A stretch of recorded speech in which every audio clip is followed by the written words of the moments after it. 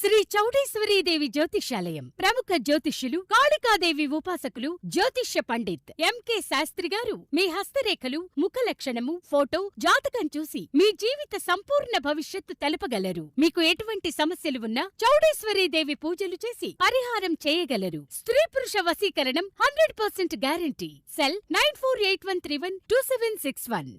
నమస్తే folks, welcome to my channel. Folks, గతం గురించి బాధపడుతూ కూర్చోకు. గతం నేర్పిన పాఠాలతో భవిష్యత్తుని నిర్మించుకో. అసలు నేను ఈ మాట చెప్పడానికి గల కారణం నటుడు ఆదిత్య ఓం. ఆదిత్య ఓం గురించి తెలుగు వాళ్ళకి పరిచయం చేయాల్సిన అవసరం లేదు. లాహిరి లాహిరి లాహిరిలో చిత్రంతో తెలుగు ఇండస్ట్రీకి పరిచయమైన ఆదిత్య ఆ మూవీ ద్వారా హిట్ అందుకున్న దాని తర్వాత వచ్చిన అన్ని మూవీస్ ఫ్లాప్ అవడంతో క్యారెక్టర్ ఆర్టిస్ట్గానే పరిమితం అవ్వాల్సి వచ్చింది. ఇక అలా 5 సంవత్సరాల నుండి ఆ సపోర్టింగ్ రోల్స్ కూడా చేయకపోవడంతో జనాలు కూడా ఆదిత్యని పూర్తిగా మర్చిపోయారు. కానీ ఉన్నట్టుండి బిగ్ బాస్ సీజన్ 8కి కంటెస్టెంట్గా రావడంతో అందరూ ఒక్కసారిగా షాక్కి గురై ఆదిత్య మంచి నటుడు, ఇన్నాళ్ళు ఎందుకు మూవీస్ చేయలేదనే క్వశ్చన్స్ కూడా రేజ్ అవుతున్నాయి. ఇదిలా ఉంటే సీజన్ 7లో శివాజీని తీసుకొచ్చి ఆడియన్స్కి సర్ప్రైజ్ ఇచ్చినట్లు ఈ సీజన్లో ఆదిత్య ఓంని తీసుకొచ్చినట్లు సమాచారం. అసలు ఆదిత్య ఓం సినీ కెరియర్ నాశనం అవడానికి గల కారణాలేంటి? హీరోయిన్ అంకితకి ఆదిత్యకి ఉన్న సంబంధం ఏంటి? ఆదిత్య బిగ్ బాస్ కోసం తీసుకున్న రెమ్యూనరేషన్ ఎంత అనే వివరాలని ఈ వీడియోలో తెలుసుకుందాం. ఆదిత్య సింగ్ అలియాస్ ఆదిత్య ఓం. ఇతను 1975 అక్టోబర్ 5న ఉత్తరప్రదేశ్లోని అజంగఢ్లో జన్మించాడు. తండ్రి రామ్ శంకర్ సింగ్, తల్లి రోహిణి సింగ్. ఇతనికి అనుపమ్ సింగ్ అనే అన్నయ్య కూడా ఉన్నాడు. ఇక ఆదిత్య తండ్రి IFSలో పనిచేస్తే తల్లి స్కూల్ టీచర్గా పనిచేసి రిటైర్డ్ అయ్యారు. ఇక ఇతని అన్నయ్య కూడా IAS ఆఫీసర్గా తన విధుల్ని నిర్వహిస్తున్నాడు. ఇదిలా ఉంటే ఆదిత్య ఓం తన స్కూలింగ్ని అలహాబాద్లోని పబ్లిక్ స్కూల్లో చదివాడు. చదువుల్లో చురుగ్గా ఉన్న ఆదిత్యకి చిన్నప్పటి నుండి యాక్టర్ అవ్వాలనే ఇంట్రెస్ట్ ఏర్పడింది. ఇందుకు కారణం వీరుంటున్న ప్లేస్లో హిందీ మూవీ షూటింగ్స్ ఎక్కువగా జరుగుతుండేవి. అలా ఆ షూటింగ్స్ని చూడడానికి చాలామంది జనాలు అక్కడికి రావడం, హీరోయిన్స్ని చూడడానికి ఎగబడడంతో ఆ క్రేజ్ని చూసి ఆదిత్య కూడా యాక్టర్ అవ్వాలని డిసైడ్ అయ్యాడు. కానీ తన తండ్రి మీదున్న భయంతో ఏం చేయలేక చదువులపై దృష్టి పెట్టాడు. ఇక అలా తన ఇంటర్ని సెయింట్ జోసెఫ్లో పూర్తి చేశాక తన బీటెక్ని ముంబైలో చేస్తానని తల్లిదండ్రుల్ని ఒప్పించి నావీ ముంబైలోని భారత్ విద్యాపీఠ కాలేజ్ ఆఫ్ ఇంజనీరింగ్లో బీటెక్లోకి జాయిన్ అయ్యాడు. ఇక ముంబై వచ్చాక ఆదిత్య ఒకవైపు చదువుకుంటూనే మరోవైపు యాక్టర్ అవ్వాలని తన ట్రయల్స్ని మొదలెట్టాడు. మొదట్లో హిందీ సినిమాల్లో ట్రై చేయగా ఛాన్సులు రాకపోయేసరికి సీరియల్స్లో తన లక్ని పరీక్షించుకోవాలనుకున్నాడు. అలా ఇతనికి 1997లో హువా సవేరి అనే సీరియల్లో ఒక చిన్న పాత్ర పోషించే ఛాన్స్ వచ్చింది. ఇక ఈ విషయం తన తండ్రికి తెలిసి వేరే దారి లేక ముందుగా గ్రాడ్యుయేషన్ని పూర్తి చేసి నీకు నచ్చింది చేసుకోమని చెప్పడంతో ఆదిత్య తన బీటెక్ని పూర్తి చేసి 1998 నుండి పూర్తిగా యాక్టింగ్నే తన ప్రొఫెషన్గా ఎంచుకున్నాడు. ఇక అలా ఆ మధ్యలో కొన్ని సీరియల్స్లో చిన్నా చితక పాత్రలు చేసినా అంతలా గుర్తింపు రాలేదు. కానీ ఎప్పుడైతే కాగర్ అనే సీరియల్లో ఒక సపోర్టింగ్ రోల్ చేసే ఛాన్స్ వచ్చిందో అప్పటి నుండి ఇతనికి మంచి గుర్తింపు వచ్చింది. దీని ద్వారానే బాబుల్కి దువాయి లేతీజా అనే సీరియల్లో సెకండ్ లీడ్ చేసే అవకాశం వచ్చింది. ఇక ఆ సీరియల్ ద్వారా ఆదిత్యకి మంచి గుర్తింపు రావడంతో కుటుంబ సభ్యులు కూడా ఇతన్ని సపోర్ట్ చేయడం మొదలెట్టారు. కానీ ఎన్ని సీరియల్స్ చేసినా సినిమా ఆర్టిస్టులకు ఉండే వాల్యూ సీరియల్ ఆర్టిస్టులకి లేదని గ్రహించిన ఆదిత్య ఒకవైపు సీరియల్స్ చేస్తూనే మరోవైపు సినిమాల్లో కూడా ట్రయల్స్ని మొదలెట్టాడు. ఇక బాలీవుడ్ సినిమాల్లో అప్కమింగ్ ఆర్టిస్టులు ఒక చిన్న పాత్ర చేయాలన్నా వారు అడిగినంత అమౌంట్ని ఇవ్వాల్సి ఉంటుంది. అంతేకాకుండా వారికి సినిమా బ్యాక్గ్రౌండ్ ఉంటేనే సపోర్ట్ చేస్తారు. దీంతో ఆదిత్య ఆలోచనల్లో పడ్డప్పుడే తన ప్లేస్ నుండి వెళ్లిన కునాల్ సింగ్ ప్రేమికుల రోజు అనే సినిమాతో సౌత్ ఇండియాలో మంచి పాపులారిటీని తెచ్చుకోవడం గమనించిన ఆదిత్య తన లక్ని సౌత్ మూవీస్లో ట్రై చేయాలనుకున్నాడు.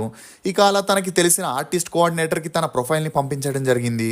ఇదిలా ఉంటే YVS చౌదరి లాహిరి లాహిరి లాహిరిలో అనే మూవీకి స్టార్ క్యాస్టింగ్ని రెడీ చేసుకొని అందులో మెయిన్ హీరో కోసం తెలుగులో చాలా మంది హీరోలని అప్రోచ్ అయిన మల్టీ స్టారర్ మూవీ అవ్వడంతో ఎవరూ ఇంట్రెస్ట్ని చూపించలేదు.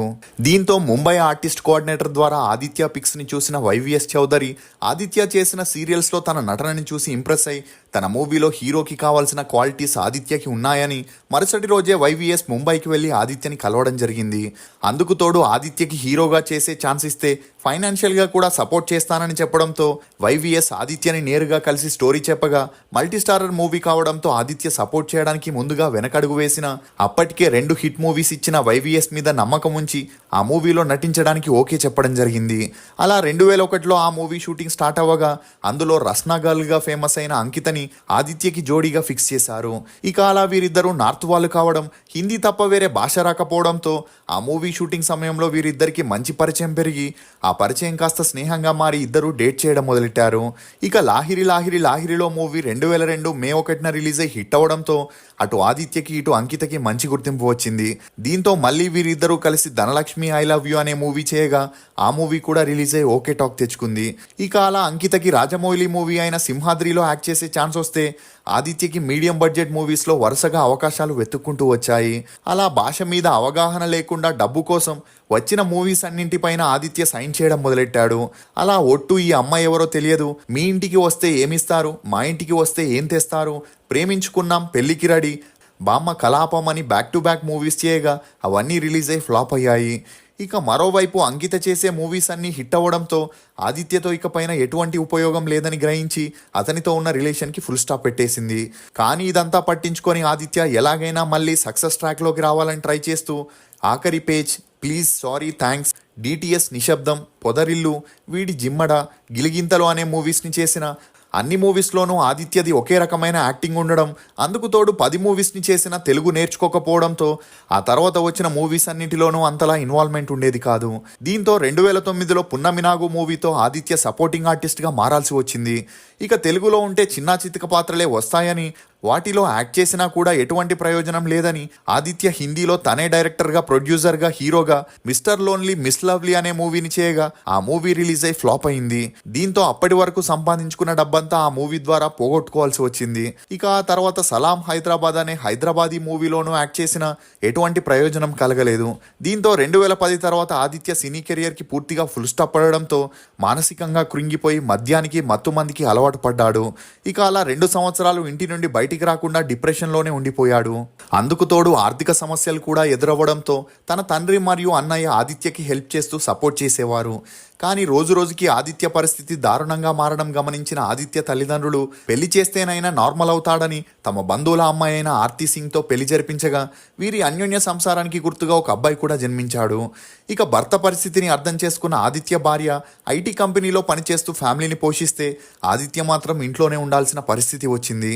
అలా కొన్ని రోజులు గడిచాక ఇలా ఉంటే అవ్వదని ఆదిత్య ఎలాగైనా తన ఏంటో ప్రూవ్ చేసుకోవాలని కొన్ని హిందీ సీరియల్స్కి అసిస్టెంట్ డైరెక్టర్గా చేస్తూ డైరెక్షన్ మీద కూడా అవగాహన తెచ్చుకోవడం జరిగింది. అలా ఆ మధ్యలో క్షుద్ర అనే హిందీ మూవీలో అప్పు తెచ్చి మరీ కో ప్రొడ్యూసర్గా చేయగా ఆ మూవీ రిలీజ్ అయి ఫ్లాప్ అయింది. ఇక పోగొట్టుకున్న చోటే వెతుక్కోవాలి అన్నట్లు మళ్ళీ కొంతవరకు అప్పు తెచ్చి దోసకి ఇన్ సెర్చ్ ఆఫ్ హెవెన్ అనే మూవీలో కో ప్రొడ్యూసర్గా చేయగా అది రిలీజ్ అయి ఆర్థికంగా చాలా నష్టాలు రావడంతో మళ్ళీ హిందీ ఇండస్ట్రీని వదిలి ఆదిత్య తెలుగులోకి రావడం జరిగింది. ఇక తెలుగులో ఫ్రెండ్ రిక్వెస్ట్ అనే మూవీలో తనే డైరెక్టర్గా, హీరోగా, ప్రొడ్యూసర్గా చేయగా ఆ మూవీ ద్వారా తనేంటో ప్రూవ్ చేసుకోవాలనుకున్నాడు. కానీ ఈ మూవీ రిలీజ్కి థియేటర్స్ దొరకకపోయేసరికి ఆదిత్య ఫిలిం ఛాంబర్ ముందు ధర్నా చేస్తూ తన కెరియర్ స్పాయిల్ అవ్వడానికి దిల్ రాజు, అల్లు అరవింద్, సురేష్ బాబుయే కారణమని, ఎంతో కష్టపడి చేసిన మూవీస్కి థియేటర్స్ ఇవ్వకుండా అడ్డుకుంటున్నారని, ఈ ఒక్క మూవీ మాత్రమే కాకుండా తను నటించిన చాలా మూవీస్కి థియేటర్స్ ఇవ్వకుండా తన కెరియర్ని నాశనం చేశారని, ఇక్కడ నెపోటిజం సిస్టమ్ ఉందని, బయట వాళ్ళు తెలుగులో సక్సెస్ అయితే తట్టుకోలేకపోతున్నారని, అలాగే ఉదయ్ కిరణ్, తరుణ్, రోహిత్తో పాటు తన కెరియర్ కూడా ముగిసిపోయిందని చెప్పడంతో అప్పట్లో ఈ వార్తలు వైరల్గా మారాయి.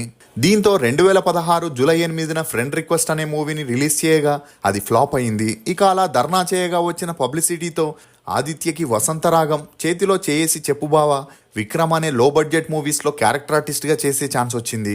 కానీ ఆ మూవీస్ వల్ల ఇతని కెరియర్కి ఏ ప్రయోజనం కలగలేదు.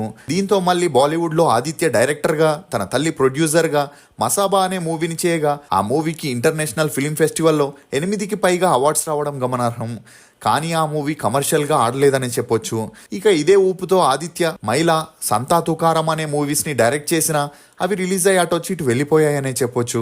ఇక అలా చేసిన మూవీస్ అన్నీ ఫ్లాప్ అయినా, ఆర్థికంగా నష్టాలు వచ్చినా కూడా మళ్ళీ ఇదే ఇండస్ట్రీలో గెలవాలని ఆదిత్య 2023లో తన సెకండ్ ఇన్నింగ్స్ని స్టార్ట్ చేసి అమరన్, నాతో నేను, ఎర్రగుడి అనే మూవీస్ని చేయడం జరిగింది. ఇక జనాలందరూ తనని మర్చిపోయారని, అందువల్లే తన మూవీస్లో స్టోరీ టేకింగ్ బాగున్నా హిట్ అవ్వట్లేదని గ్రహించిన ఆదిత్య సరైన సమయం కోసం వెయిట్ చేస్తున్నప్పుడే బిగ్ బాస్ వారు ఫేడ్ అవుట్ ఆర్టిస్టుల కేటగిరీలో ఆదిత్యని అప్రోచ్ అవ్వగా పేమెంట్ విషయంలో మొదట్లో ఆదిత్యకి బిగ్ బాస్ టీంకి అండర్స్టాండింగ్ కుదరలేదు. కానీ వచ్చిన అవకాశాన్ని ఉపయోగించుకొని తనని మర్చిపోయిన జనాలకి మళ్ళీ గుర్తు చేయాలని ఆదిత్య వారానికి 1 లక్ష రూపాయల పేమెంట్తో ఒప్పుకోవడం జరిగింది. ఇక అలా ఎప్పుడైతే ఆదిత్య బిగ్ బాస్లోకి వెళ్ళాడో సీజన్ 7లో శివాజీ లాగే మైండ్ గేమ్ ఆడుతూ ఎంటర్టైన్ చేస్తాడని అందరూ అనుకున్నారు. అంతేకాకుండా వచ్చిన 14 మంది కంటెస్టెంట్స్లో ఇతనికి హైయెస్ట్ రెమ్యూనరేషన్ ఇవ్వడంతో ఎక్స్పెక్టేషన్స్ కూడా భారీగా ఉండేవి. కానీ ఎప్పుడైతే గేమ్ స్టార్ట్ అయిందో ఆదిత్య ఇన్వాల్వ్మెంట్ లేకపోవడం, ఏదో మొక్కుబడిగా మాట్లాడుతున్నాడే తప్ప కంటెస్టెంట్లతో కలిసి గేమ్ని ఎంజాయ్ చేయడం లాంటివి కనిపించడం లేదు. అందుకు తోడు అతనికి తెలుగు రాకపోవడం కూడా మైనస్గా మారడంతో రోజు రోజుకి ఆదిత్య ట్రోల్కి గురవుతున్నాడు. ఇక ఇప్పటి వరకు బిగ్ బాస్ హౌస్లో అమ్మాయి అబ్బాయి లవ్ ట్రాక్ని చూసుంటాం కానీ ఈ సీజన్లో ఆదిత్య పృథ్వీరాజ్ లవ్ ట్రాక్ నడుస్తున్నట్లు బిగ్ బాస్ టీం ఎడిట్ చేసి చూపించడంతో ఆదిత్యకి ఇది కాస్త మైనస్గా మారుతుంది. ఇప్పటి వరకు ఆదిత్య 31 సినిమాల్లో హీరోగా, సపోర్టింగ్ ఆర్టిస్ట్గా నటిస్తే 8 మూవీస్కి డైరెక్టర్గా, ప్రొడ్యూసర్గా వ్యవహరించాడు. మీకు బిగ్ బాస్ హౌస్లో ఫేవరెట్ కంటెస్టెంట్ ఎవరనేది కమెంట్ సెక్షన్లో తప్పకుండా తెలియజేయండి. ఫోక్స్ ఒకే జోక్ మీద పదే పదే నవ్వనప్పుడు ఒకే సమస్య మీద పదే పదే ఎందుకు ఏడవలసి వస్తుంది? ఇది ఫోక్స్ హీరో ఆదిత్య గురించి కొన్ని నమ్మలేని నిజాలు. ఈ వీడియో మీద మీ అభిప్రాయాన్ని కమెంట్ సెక్షన్లో తప్పకుండా తెలియజేయండి. మేము చేసిన ఈ వీడియో మీకు నచ్చినట్లయితే ఒక లైక్ ద్వారా మీ సపోర్ట్ని మాకు తెలియజేయండి.